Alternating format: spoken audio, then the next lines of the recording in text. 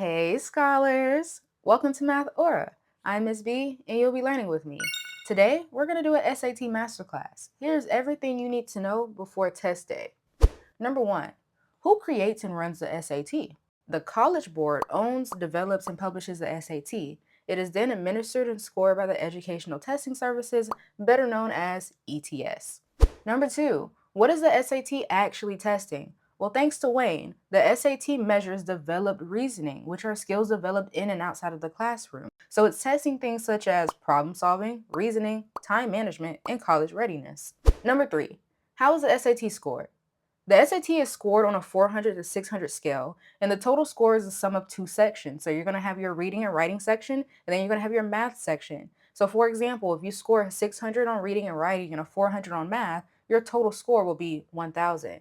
So whenever you take your practice test through College Board or Blue Book app, they're going to have a worksheet that you can do to actually find out what your score would have been if this was the actual SAT. Be sure to check out that link in my description box. So let's talk about some good scores here. And this is 2026 updated. So you have the average score. That's about a 1050. Above average is from a 1050 to an 1180. A good score is a 1200 to 1300.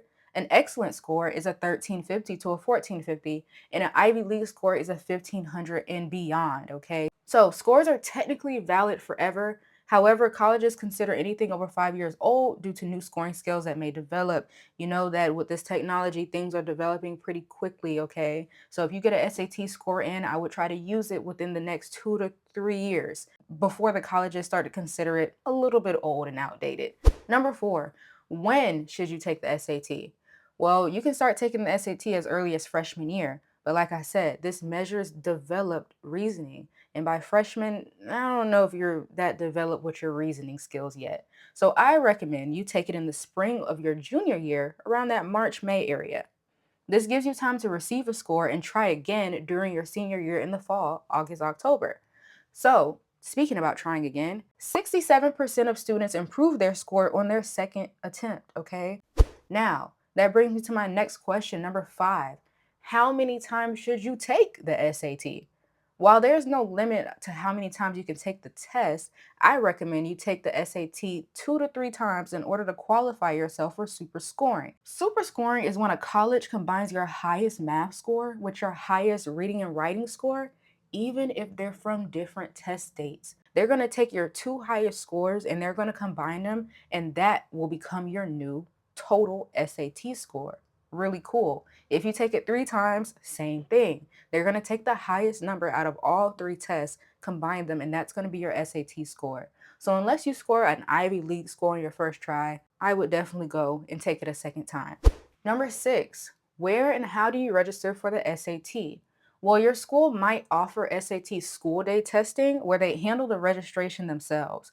If not, you must register individually using the College Board website. Before you go paying for anything, please check for fee waivers. So you're going to check for a fee waiver by checking with your school counselor or directly from College Board itself. Number 7, what is adaptive testing? The SAT is now fully digital and contains an adaptive test. This means the second module of each section is determined on your performance in the first module. So let me break that down a little bit more. Reading and writing, that's one test, right? But it has module 1, it has module 2. Math, that's one test, it has module 1 and module 2. Everybody is going to get the same questions for module 1, and based off of how you do in module 1 is the type of questions you're going to get for module 2. Doing well on module 1 leads to higher scoring questions in module 2. Doing poorly on module 1 can hinder your overall score from reaching the maximum. So let me give it to you like this. If you do poorly on module 1, you're not reaching at 800. Okay, you know the maximum for each test is 800. Think if I do well on module 1, the type of questions that they're going to give me on module 2 is going to be at a higher grading level, which means more points. Does that make sense? I hope so. Number 8, what can you bring on test day? Well, here's what you must bring. This is mandatory. You have to bring these things. The first thing is a laptop or an iPad with the Blue Book app installed and updated. Next thing you need to do is have a charger on you, but don't rely on it. Next is an approved calculator. You can use a calculator throughout your entire test. Next is pencils and pens. It's kind of iffy on the pens, so I would definitely make sure I bring some pencils with me. A photo ID. With that, you need to make sure you bring your SAT admission ticket. It must be printed out. And then scratch paper will be provided, so there's no need to bring that. I don't even think they're going to allow you to use your own scratch paper because they will be giving you scratch paper. So here's what you can bring. So these are optional. These are up to you. So what you can bring is snacks and drinks. You are going to have a break, and you can have your snacks and drinks on the outside of the testing area, so make sure you bring that. Next, I'll bring a bag. Based off of everything I just listed, I don't know who's going to be carrying all those things around. Next is a jacket. We don't know if the facility is going to be warm or cold. You could possibly be sitting under an AC vent. We all know how that goes. And then the last thing you can bring is an external mouse. What you cannot bring, highlighted in red, cannot. You cannot bring any type of phone or smart device, no smartwatch, no Fitbit, nothing. The next thing you cannot bring is any external keyboards or stylus, no Apple Pen, no keyboards, none of that. You can't bring that. You can bring a mouse, but you cannot bring a keyboard. The next thing you cannot bring is any type of recording devices, no meta glasses, no notes, books, or dictionary. So if you think that you're going to read a book within the 5-minute to 10-minute break, you're not. Next is highlighters and pens. Now, I know I said bring pens earlier. It was kind of iffy when I was doing my research. So if I were you, I would just focus on pencils. No highlighters, no pens, and no earplugs and no headphones. Yes, I did look up if you can wear loops. You cannot wear loops, unfortunately. If you have any accommodations that you need, I would do my research on that to see if they have any special testing zones that you can go into, but it should be relatively quiet. So that brings us to number 9. How does the SAT test day flow? So number 1, you're going to check in and find your assigned seat.